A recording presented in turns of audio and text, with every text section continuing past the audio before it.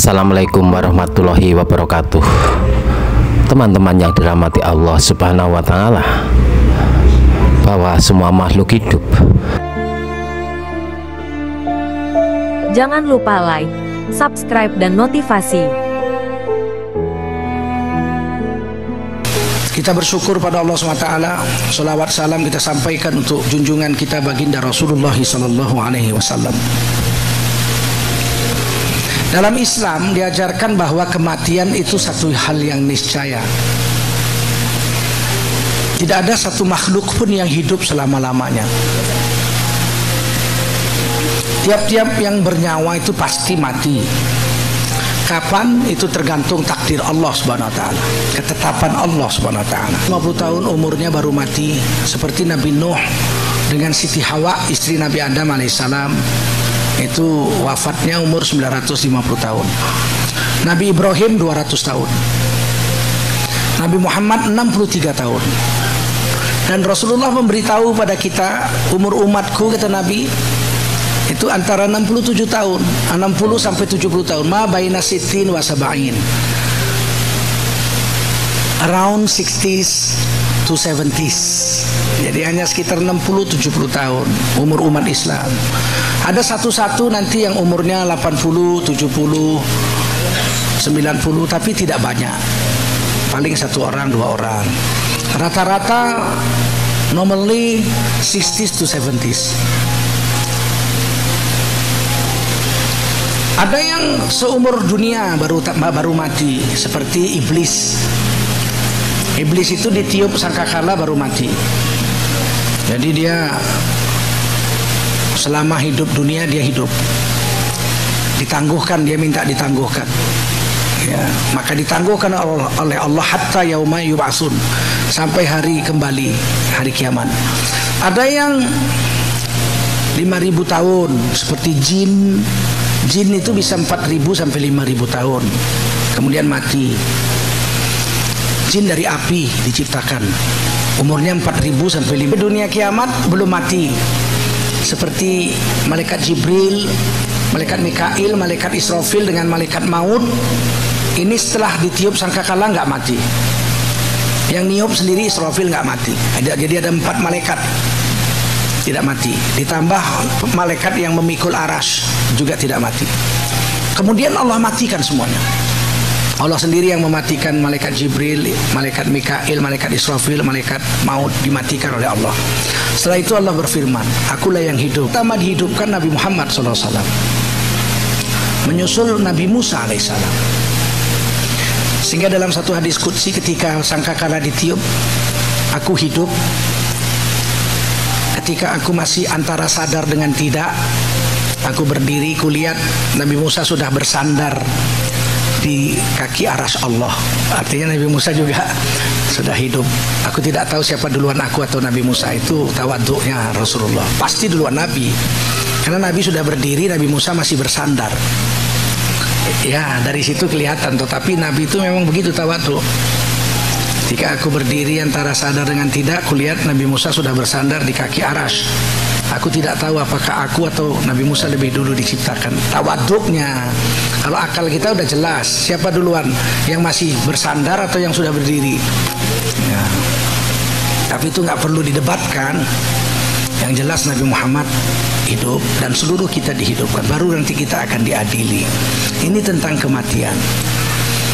Mati itu kadang-kadang dalam bahasa Arab disebut mati. Asal kata maut, mata, mati. Idza mata ibnu Adam, kalau telah mati anak Adam, wah matilah, udah habis. Nah, jadi jangan bilang mati itu kasar, karena itu bahasa Al-Quran, bahasa hadis. Bahkan kita sholat kita baca, inna sholati wa nusuki wa mahyaya wa mamati lillahi rabbil alamin.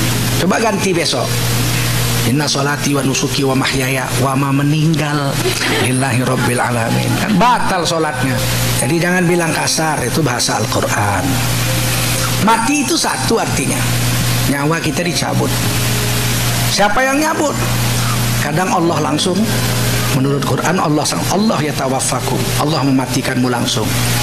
Kadang-kadang Allah utuskan malaikat maut, ya, malakul maut, wukila bikum, yang diwakilkan Allah untuk nyabut nyawamu. Kadang-kadang tawaffathum rusuluna, kadang-kadang dimatikan oleh beberapa orang malaikat. Jadi ada 3 cara di dalam Al-Quran mati itu. Pertama, Allah matikan langsung, seperti malaikat Jibril, malaikat Mikail, kan Allah langsung yang mati. Malaikat maut, siapa yang nyambut nyawanya? Di dalam satu kitab dituliskan, ketika hari kiamat tinggal malaikat yang 4, Allah berfirman kepada malaikat maut, malaikat maut, coba kamu pergi cabut nyawamu sendiri. Malaikat maut pergi antara 2 bukit di akhirat sana lah, ya, di alam sana, di langit sana. Dicabutnya pelan-pelan banget. Jerit. Malaikat maut bilang sakit banget, gak tahan. Kalau tahu begini aku gak mau nyabut nyawa orang beriman, udah sakit. Rupanya kalau nyabut orang punya enak aja, ya, cocot gitu kan. Coba cabut sendiri. Nyabut kuku orang tuh dokter enak aja, sabar bu, sabar, coba cabut kukunya sendiri coba. Ternyata nyabut sendiri nggak enak. Allah matikan malaikat maut, siapa yang nyabut kalau nggak Allah? Ada yang diutuskan malaikat maut nyabut. Malaikat maut punya wajah 4, wajahnya 4. Kalau dosomuko wajahnya 10, rahwana wajahnya 10. 10 doso 10 apa 8? 10 dosomuko. Kalau malaikat maut 4. Wajahnya yang paling cantik malaikat maut ada di ubun-ubun. Wajah yang paling cantik di ubun-ubun. Jadi kalau nabi-nabi, rasul-rasul dicabut malaikat maut pakai wajah yang di ubun-ubun, sehingga yang didatangi seneng, ganteng. Makanya sampai sekarang kita kalau hormat sama orang, yang kita pakai bukan wajah yang ini, wajah yang ini. Arigatou gozaimasu, good morning, ya kan? Selamat pagi, pakai yang ini, ya kan? Jumpa bos, assalamualaikum bos, belum dapat THR. Pakai wajah yang di sini itu wajah kehormatan yang di ubun-ubun. Kita membungkukkan badan, memperlihatkan ubun-ubun kita, tanda kita hormat sama orang. Begitu juga malaikat maut kalau mematikan orang-orang soleh dari golongan nabi-nabi dan rasul-rasul, he uses his face in this place, yang di kepala. Kalau wajah yang kedua, wajah yang normal ini, wajah yang sekarang yang kayak kita punya ini wajahnya cantik juga, ganteng juga, tapi tidak seganteng yang di ubun-ubun. Biasanya dipakai untuk mematikan orang-orang soleh dari golongan kaum muslimin. Dia akan ucapkan assalamualaik, selamat atasmu. Kalau orang Jawa ya nuwun gitu. Tuh, kita nanya, who are you gitu ya. Kalau orang Jawa, sampeyan niki sinten? Kula niki malaikat maut. Oh, malaikat maut. Nggih. Arep ngopo? Ya, medhot nyawamu. Dikasih salam, assalamualaikum. Kita akan berangkat ke surga, itu surganya dinampakkan itu. Itu di Quran ditulis ya. Ditulis Quran di surah Hamim As-Sajadah. Bismillahirrahmanirrahim. Innal ladzina qalu rabbunallah tsumma istaqamu tatanazzalu alaihimul malaikah alla takhafu wa la tahzanu wa abshiru bil jannati allati kuntum tu'adun nahnu awliyaukum fil hayatid dunya wa fil akhirah. Ini Quran surah Hamim As-Sajadah. Sesungguhnya orang yang mengatakan Tuhan kami adalah Allah, mengucapkan la ilaha, summa istaqamu, kemudian dalam waktu yang lama. Summa itu kemudian dalam waktu yang lama. Kalau dalam waktu yang pendek, fa. Kemudian bahasa Arab dalam waktu yang pendek, in the short time we use fa. Idza arada syai'an ayyakula lahu kun fayakun. If Allah subhanahu wa ta'ala want to create something, he just say kun fayakun. Jadi maka jadilah. Fa itu pendek. Kalau summa lah di sini nggak diterima. Innallaha yaqbalu taubatal abdi ma lam yugharghir. Tobat seorang hamba diterima selama nyawa belum sampai sini. Kalau udah sampai sini sakaratul maut, Fir'aun aja tobat, apalagi preman kampung. Fir'aun aja tobat. Fir'aun tobat pak, tapi nyawa udah sampai sini nggak diterima. Saya bacakan kalau nggak percaya di surah Yunus ayat 90 dan 91. Fir'aun itu tobat. Hatta idza adrakahul gharaq wa When the soul of Fir'aun is just come into his throat, waktu Fir'aun hampir mati, nyawanya sudah sampai leher, qala, he said, Fir'aun berkata, amantu, as a matter of fact, I do believe in God. Aman alladzi la ilaha illa alladzi amanat bihi banu Israel. There is no God but Allah, the God that is prayed by Bani Israel, the God of Moses and Harun. Wa ana minal muslimin. Harun is the brother of Moses. Wa ana minal muslimin, dan aku ini orang Islam, kata Fir'aun.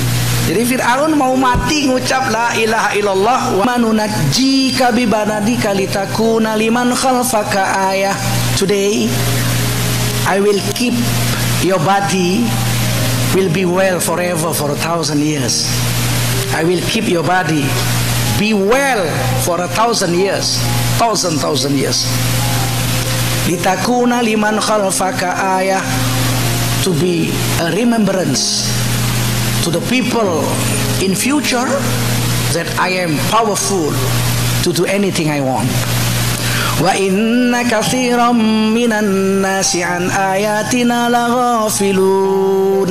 Sayang seribu sayang, sebagian besar manusia sudah lihat kekuasaanku, sudah lihat badan Fir'aun tidak busuk, tetap juga lalai dari menyembah aku. Orang nggak sholat, pergi ke Mesir, nggak pernah sholat, berfoto di samping Fir'aun, ceklik, take a photograph in the side of Fir'aun, Pharaoh. Sampai ke Amerika dia bilang, I have gone to Egypt and I see this, the cross of Pharaoh. Oh, ini binatang, ini bajingan tengi ini. Ngaku Tuhan, nggak jahat, orang rame-ram. Tapi waktu dia cerita itu dia tetap nggak sembahyang juga. Nggak berubah. Koruptor, banyak uang, korupsi di Indonesia, bawa ke Mesir. Lihat Fir'aun, pulang dari Fir'aun dia foto nih, lihat Fir'aun jahat nih, ini manusia bajingan, nggak tanggung-tanggung nih, jahat. Tapi waktu dia ngomong itu sambil ngerokoknya uang korupsi. Wa inna katsiran minan nasi an ayatina laghafilun. Sayang seribu sayang, manusia udah lihat kekuasaan kami, kata Allah, tetap aja lalai dari mengingati kami. Fir'aun aja mau tobat, mau mati tobat, selagi nyawa belum sampai, nanti dipijit pelan-pelan, lepas sampai sini. Ah, kalau udah sampai sini tugas malaikat maut nyabut, dari ubun-ubun nyawa itu dicabut, mati. Ini cara mati, kita nggak tahu cara yang mana. Kalau kita orang soleh, malaikat maut datang dengan rupa yang kedua ini, kita diberi salam, assalamualaikum. Kalau kita orang Islam tapi jahat, malaikat maut pakai wajah yang ketiga, yang di belakang kepala ini. Nih. Kita pun kalau marah sama orang, kita nggak pakai yang ini, apalagi pakai yang ini. Ini kan sama orang terhormat, assalamualaikum bu, assalamualaikum pak. Kalau yang ini kawan, sebaya, apa kabar kamu? Udah lama gak ketemu, masya Allah. Tapi kalau sama musuh, ini nggak dipakai, ini yang dipakai. Musuh kita datang, musuh kita lewat sana, pakai yang ini. Kalau kita tarik tambang, lomba tarik tambang, mana pernah pakai yang ini? Pasti pakai yang ini. Pakai yang ini. Malaikat maut datang nyambut nyawa orang jahat pakai yang ini. Oh, takut kita lihatnya. Langsung datang bukan assalamualaikum, langsung ditinju wajahnya. Wa yadribuna wujuhahum wa adbaruhum. Ditinju wajahnya, dipukul punggungnya. Muncrat darah dari hidung dan matanya. Yang keempat, wajah yang keempat yang ada di telapak kakinya. Dia kalau mencabut nyawa orang-orang yang nggak percaya dengan Tuhan, saya jadi sendiri, nggak ada yang jadiin saya. Pernah pada diri orang yang sudah wafat. Pertama, orang wafat itu sempurna rezekinya, dimakannya. You have eaten all of your rizq. You have drunk all of your rizq. You have breath. all that is created by Allah for you. Kalau Anda semua sudah ambil rezekimu, ambil semua udah, maka datanglah malaikat maut mencabut nyawa. Itu hadis qudsi ya. Allah berfirman, innallaha annan nafsa ya, annan nafsa la tamut hatta tastakmila rizquha. Adalah nyawa manusia tidak akan dicabut oleh Allah sebelum seluruh rezekinya dimakannya. Jadi kalau ini minum rezeki saya nggak mati sebelum ini habis. Rezeki yang ditetapkan untuk saya mesti saya punya, nggak bisa Bapak ambil. Bapak-bapak bisa mengambil harta milik saya. Perampok kita ditodong, oh give your ring, give your watch, oke, semua, kacamata boleh, baju-baju boleh. Yang diambil harta saya, milik saya tidak bisa. Milik rezeki saya tidak bisa. Harta saya milik saya boleh, tapi rezeki enggak. Kalau rezeki saya pasti saya punya. Selagi saya masih hidup, ada malaikat yang membagi rezeki untuk kita semua. Siapa namanya? Mikail. Malaikat Mikail, orang Inggris bacanya Michael. Nah, malaikat Michael ini nyari rezeki, yang jauh didekatkan, yang dekat dimasukin, yang di atas diturunin, yang di bumi dikeluarin untuk saya. Begitu tinggal sedikit, nasi udah nggak ada, roti udah nggak ada, air udah nggak ada, tinggal udara aja 60 sedotan lagi. Wah, malaikat Michael ngadu sama Allah, ya Allah, nih Tengku Zulkarnain kok rezekinya udah habis ya, di mana-mana nggak ada, tinggal udaranya pun tinggal 40 sedot lagi. Ya memang ukurannya udah sampai situ, tugasmu selesai. Tugas hari ini tugas malaikat maut nyabut nyawanya. Pas sedotan ke 60 nggak keluar lagi, nggak keluar lagi, habis. Innalillahi wa inna ilaihi raji'un. Kita mati kalau rezeki kita sudah habis.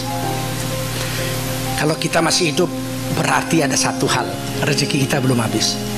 Jadi jangan kita bilang saya masih hidup karena sehat. Yang baru lahir aja mati, mati. Saya masih hidup kan karena saya masih muda, yang baru lahir mati. Saya sehat walafiat. Iya, itu yang pesawat Malaysia sehat semua. Ayo, sehat semua mati. Habis.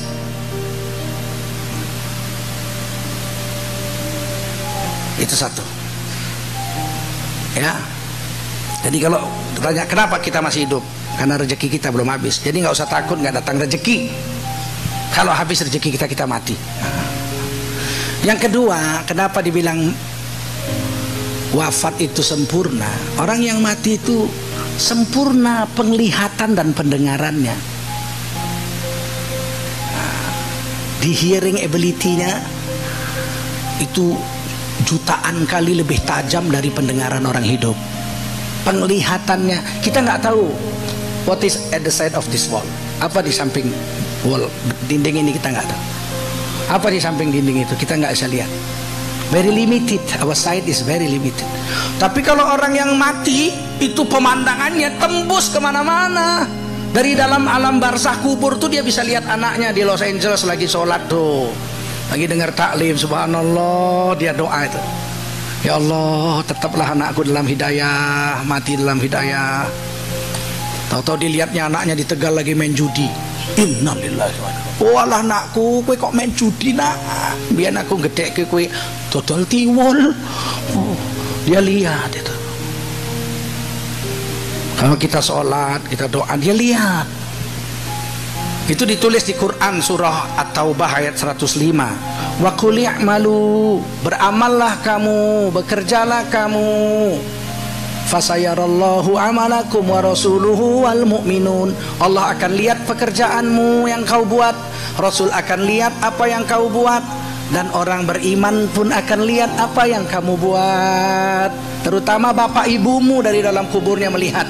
Syekh Ibnu Katsir dalam tafsir Ibnu Katsir memberi dua hadis, Abu Dawud dan Turmidzi, bahwa orang yang sudah mati di alam kubur, di dalam barzakh, dia melihat perbuatan anak-anaknya di dunia.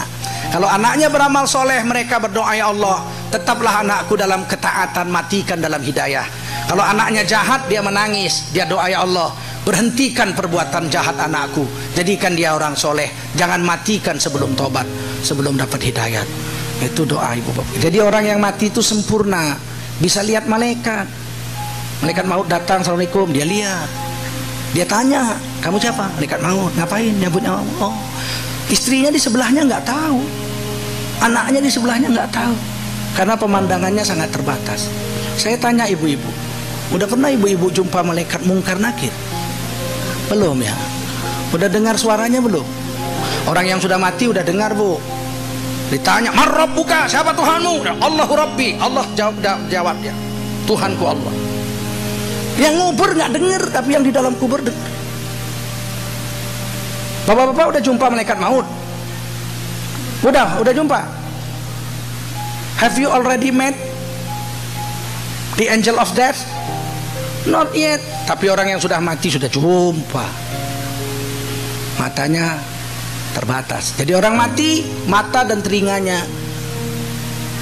jauh lebih tajam, sempurna. Sehingga kata Nabi dalam hadis Abu Dawud, jika kamu masuk ke kuburan, ke kompleks kuburan, buka sendalmu, karena sesungguhnya bunyi sendalmu itu nyakiti kuping orang yang dikubur itu. Saking kuatnya itu. Kita kan cuma letak-letik. Mereka sakit mendengar.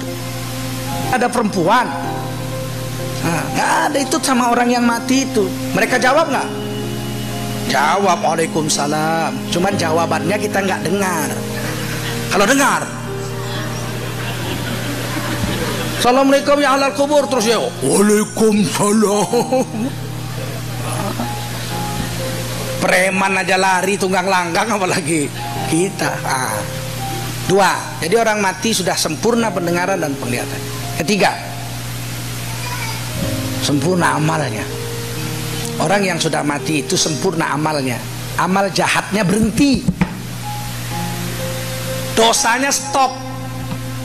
Gak bisa lagi nyeritain orang jelek, gak bisa lagi mencuri, gak bisa lagi korupsi, gak bisa lagi hisap ganja, gak bisa lagi berbuat dosa. Sudah mati, dosanya berhenti, tapi pahalanya nggak berhenti.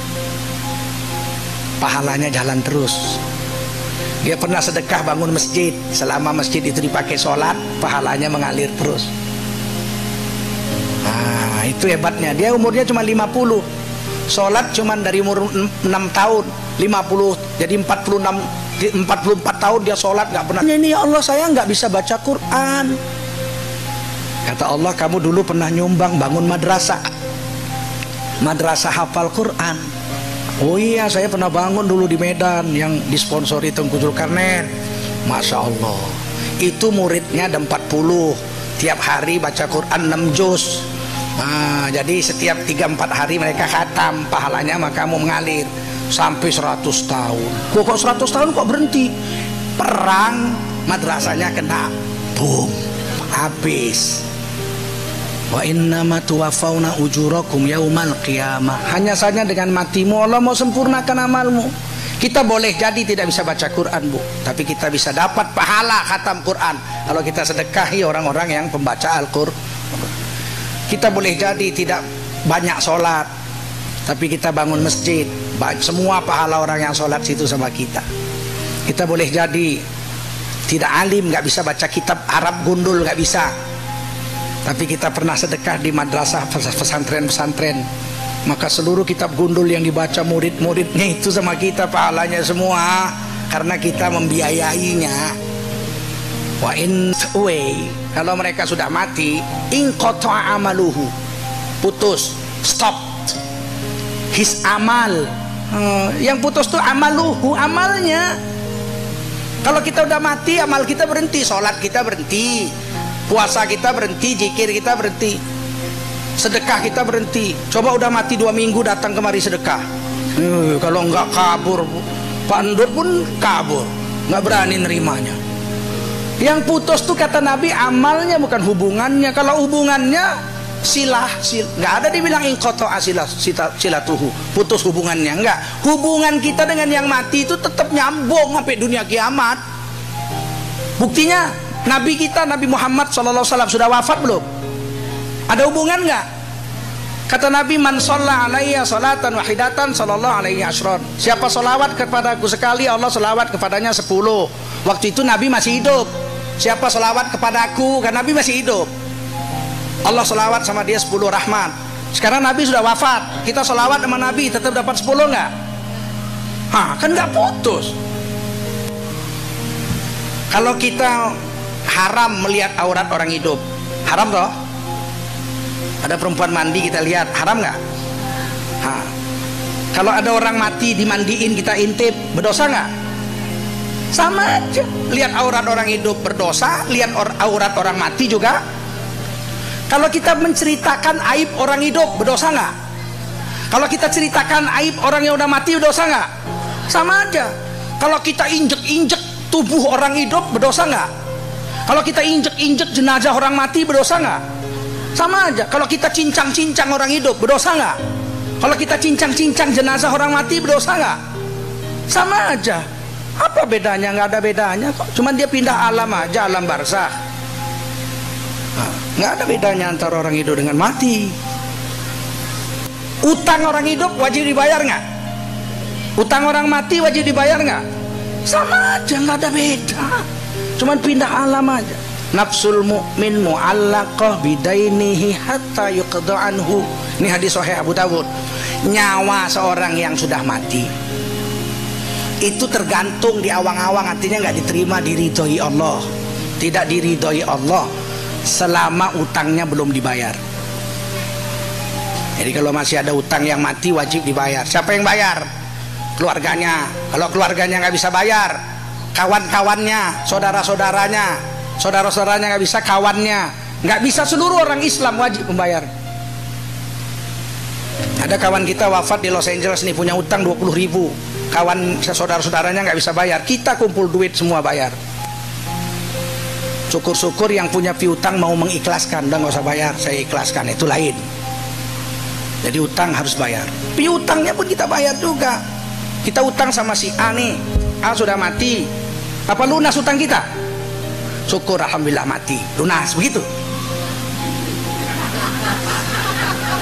Enggak, kita bayar sama siapa? Sama keluarganya, istri dan anaknya. Bu, bapak sudah meninggal. Udah meninggal sebulan. Alhamdulillah bu, syukur, alhamdulillah.